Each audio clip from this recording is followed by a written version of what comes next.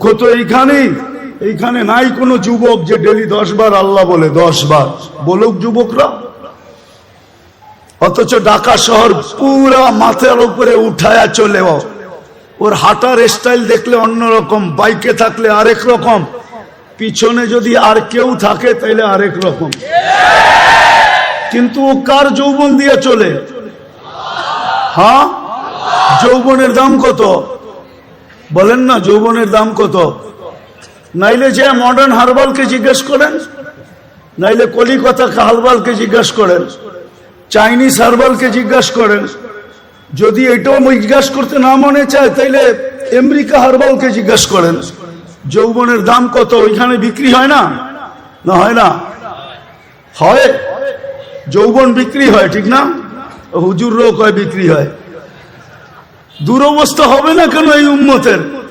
যে উম্মত কয় যৌবন হারবালে বিক্রি হয়, যৌবন কই বিক্রি হয়? হারবালে। যৌবন কে দিছে? ওর বাহাদুরির উৎস কি? যুবকের বাহাদুরির উৎস কি?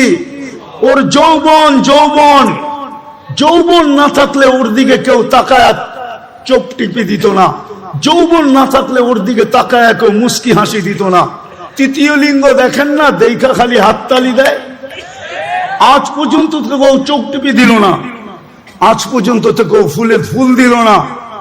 ওর উৎস তো হলো যৌবন। ও তো সারাদিনে 10 বার আল্লাহ বলে না।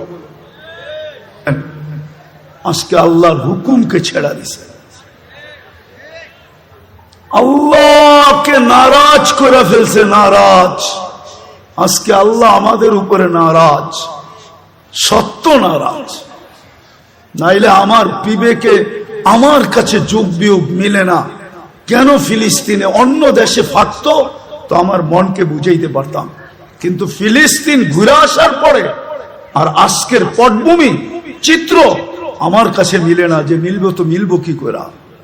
ওইখানে তো খলিল শোয়া, ওই জমিন, ওইখানে বোম ফাটে কি করে? অথচ সবচেয়ে বেশি আবাবিলের বসবাস হলো ফিলিস্তিনে। সবচেয়ে বেশি দুনিয়ার আবাবিল যেটায় বাস করে ওটা হলো ফিলিস্তিন। হুকুম দেন না কেন? আরেকটা কথা বুঝাইতে চাইতেছি। প্রতিদিন তো 17 বার 32 বার আমরা আবেদন করি আল্লাহর কাছে।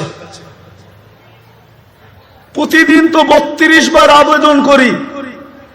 গায়রিল মাগদুবি আলাইহিম ওয়ালাদ-দাল্লিন ইমামের মাধ্যমে করি, একা একই করি। যখন ইমামের মাধ্যমে করি মাঝে মাঝে তো কিছু, আমি কারোর সাথে বিরোধ করতে চাইতেছি না, কিছু মসজিদ তো এরকমও আছে যে আমিন বইলা এত জোরে বলে যে ছাদও উড়া যাওয়ার আশঙ্কা হয়, ঠিক না? কিন্তু আমরা কি বলি? এটা আবেদন তো করি আল্লাহ দুইজনের হাত থেকে আমাদেরকে বাঁচান। কিন্তু ইহুদি নাসারা দুইজনের হাতেই তো আজকে আমরা সবচেয়ে বেশি নির্যাতিত। তাইলে আমাদের 32 বারের আবেদন যায় তো যায় কোথায়? আমাকে বুঝান। 32 বারের আবেদন আমাদের কোথায় গেল? আমরা যে সূরায়ে ফাতিহা পড়লাম আর জোরে আমিন বললাম আর আস্তে বললাম, আমাদের এই বলাটা কোথায় গেল? কেন কবুল হয় না? কবুল হইলে তো এই অবস্থা হওয়ার কথা না। যে অবস্থা আজকে দেখতেছি, মুসলমানকে নিয়ে সবাই খেলে, ঠিক না? ফকির হইলাম আমরা, আর টাকা বিদেশে পাচার হয়ে বড় লোক হইল ওরা। আপনি ভাবেন যারা নিয়ে গেছে ওরা বড় লোক হইছে? ইম্পসিবল। আমি চিনি আমেরিকা।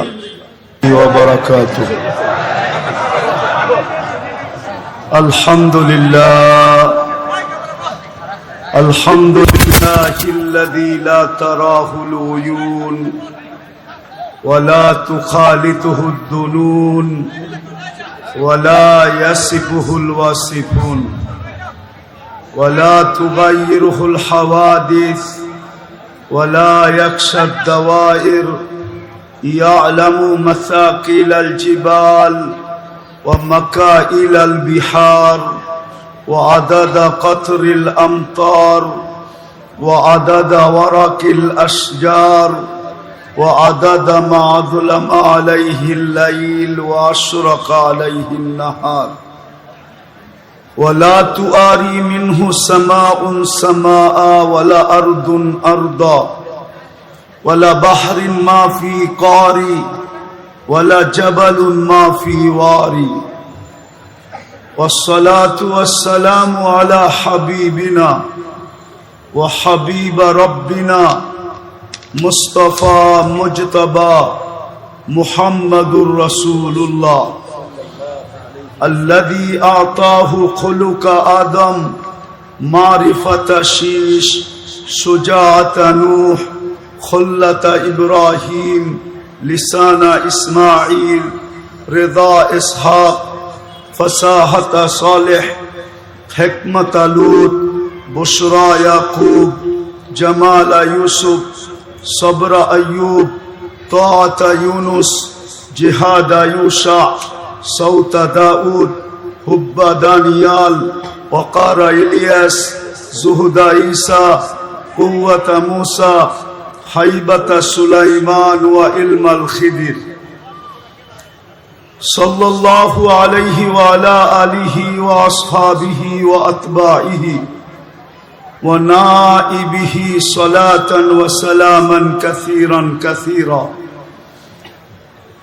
أما بعد فأعوذ بالله من الشيطان الرجيم بسم الله الرحمن الرحيم لقد كان لكم في رسول الله أسوة حسنة وقال جل جلاله وإن تطيعوه تهتدوا وقال جل جلاله من أطاع الرسول فقد أطاع الله وقال رسول الله صلى الله عليه وسلم إذا عظمت أمتي الدنيا نزيت منها هيبة الإسلام إلى آخر الحديث أو كما قال عليه الصلاة والسلام অত্র এলাকার ইমাম এবং খতিব ঐক্য পরিষদের পক্ষ থেকে আয়োজিত উক্ত সিরাতুন নবী সাল্লাল্লাহু আলাইহি ওয়াসাল্লাম মাহফিলের সম্মানিত সভাপতি, উপস্থিত উলামায়ে কেরাম, এলাকার থেকে আগত মুসলমান ভাইয়েরা, জানি না শোনার সুযোগ আছে কি নাই। যদি শোনার সুযোগ থাকে তো পর্দার অন্তরালে মা ও বোনেরা, কোরআন হাদিস থেকে যতটুকুই তেলাওয়াত করলাম আশা রাখি একই সামনে রেখে কিছু কথা রাখব। সাথে সাথে সকলের কাছে অনুরোধ থাকবে, কেননা আমি জানি এত গরম বয়ানের পরে আমার ঠান্ডা বয়ান চলবে না, এটা আমি ভালো মতে বুঝি। কিন্তু আমিও অপারক, দুনিয়াটা ঘুরতে ঘুরতে ঠান্ডা হয়ে গেছে। দুনিয়া না ঘুরলে আমিও গরম থাকতাম। আর এটাই চিরাচরিত নিয়ম। যাদের দুনিয়ায় অহংকার করে বলতেছি না, দুনিয়ায় যারা বিচরণ করে এদের মেজাজটা একসময় ঠান্ডা হয়ে যায়। যেরকম পাকিস্তানের হজরত মৌলানা তকি উসমানী মুদ্দাদিল্লুহুল আলী, ওনার বয়ান দেখবেন ঠান্ডা, কেননা দুনিয়া ঘুরতে ঘুরতে ঠান্ডা হয়ে গেছে। তারেক জামিলের বয়ানও দেখবেন ঠান্ডা, দুনিয়া ঘুরতে ঘুরতে ঠান্ডা হয়ে গেছে। বেশি তো ঘুরি নাই, মাত্র 7 মহাদেশ দেখছি, বেশি ঘুরা হয় না এখনো, মাত্র 103টা হয়েছে। আশা রাখি দ্বিতীয় সেঞ্চুরি করার। এই জন্য আমি বুঝছি যে আমার ঠান্ডা বয়ান এত গরম বয়ানের পরে চলবে কিনা জানি না।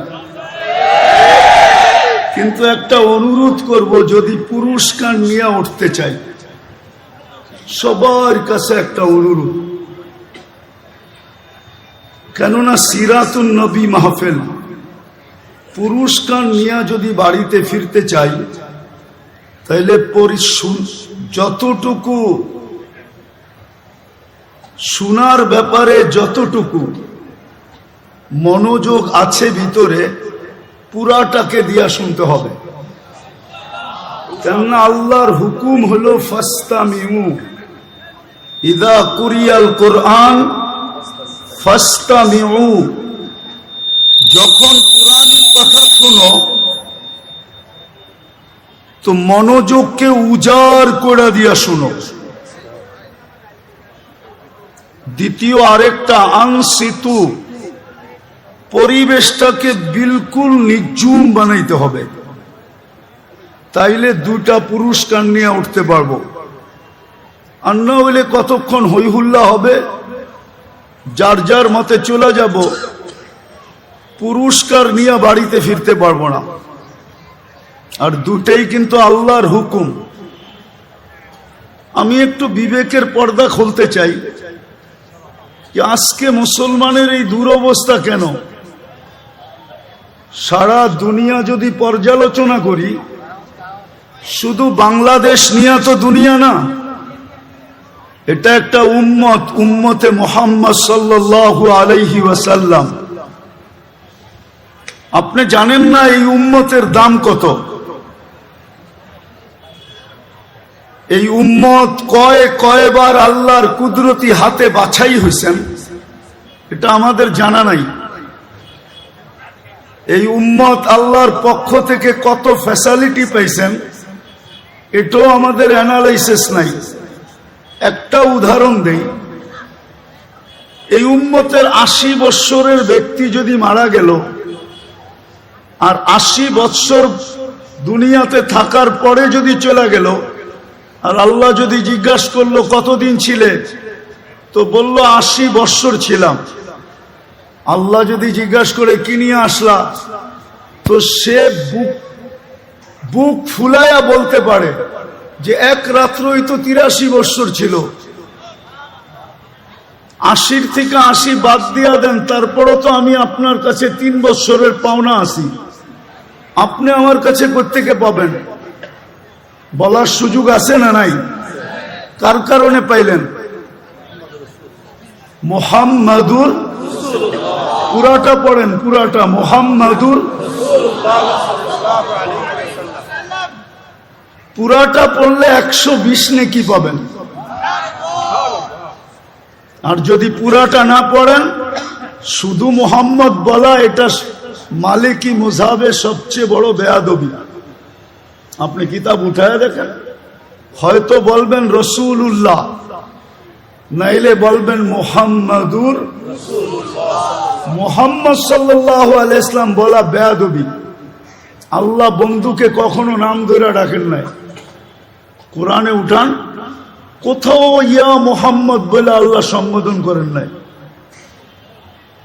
সদা সর্বদা আল্লাহ কোনো না কোনো অন্য ধরনের শব্দ দিয়া, কখনো মুজাম্মিল, কখনো মুদ্দাসসির, কখনো ইয়াসিন, কখনো তোহা, এক এক নামে, কখনো রসুল্লাহ, কখনো আব্দুল্লাহ, এক এক ভাবে আল্লাহ সম্বোধন করছেন। কিন্তু ডাইরেক্ট নাম নিয়েও ডাকেন নাই, নাম নিয়েও সম্বোধন করেন নাই। যাক, যেটা বুঝাইতেছিলাম, আমরা তো আমাদের দামও জানি না। তো আজকে এই উম্মতের এই দুরবস্থা কেন? সারা দুনিয়া যদি পর্যালোচনা করি, তো উম্মতে মুহাম্মদের এই দুরবস্থা কেন আজকে? আমি একটা উদাহরণ দিই। আমি চিল্লানে বিশ্বাসী না, রাগ হয়েন না, পায়ে হাত রাখি। আমি তো যুক্তি তর্কতে বিশ্বাসী, বাস্তবে বিশ্বাসী। আমাদের যদি দুরবস্থা না হইতো, গত অক্টোবর থেকে নিয়ে এই অক্টোবর পর্যন্ত 2টা জাতিসংঘের বাৎসরিক সম্মেলন হলো, ঠিক না? গত অক্টোবরে একটা, এই অক্টোবরে একটা, ঠিক না? সত্য তো? গত অক্টোবরে কেউ গেছিল প্লেন ঘোড়া, এই অক্টোবরে কেউ গেছেন 7 জন 8 জন নিয়ে গেছেন। তো দুনিয়ার 60টা মুসলিম দেশের কর্ণধাররা ছিল, দেশের পরিচালকরা ছিল। হুজুর, মাইকের দিকে চায় লাভ নাই, এটা লিপ টাচ, আমি এটা চিনি। কানেরটা দিতে বলেন, ডাইনে গেলে আওয়াজ টানবে না, বামে গেলে আওয়াজ টানবে না। ওয়াজ শুনতে হলে ধ্যান লাগে, মনোযোগ লাগে, আর কনসার্ট শুনতে হলে আওয়াজ লাগে। কেননা কনসার্টে আওয়াজ ছাড়া যুবকদের কোমরে শক্তি আসে না, আর যে গায় ও মজা পায় না, আর যে নাচে ওরও শক্তি আসে না। আমরা জানি এগুলা। কনসার্টে আওয়াজ লাগে, ওয়াজে মনোযোগ লাগে। এই জন্য আল্লাহ ফাস্তামিউ বলছেন, নাইলে আল্লাহ বলতেন ড্যাগ যত বড় লাগাও, কিন্তু আল্লাহ তো ড্যাগের কথা বলেন না, ফাস্তামিউ বলছেন, মনোযোগ দিয়ে শুনেন।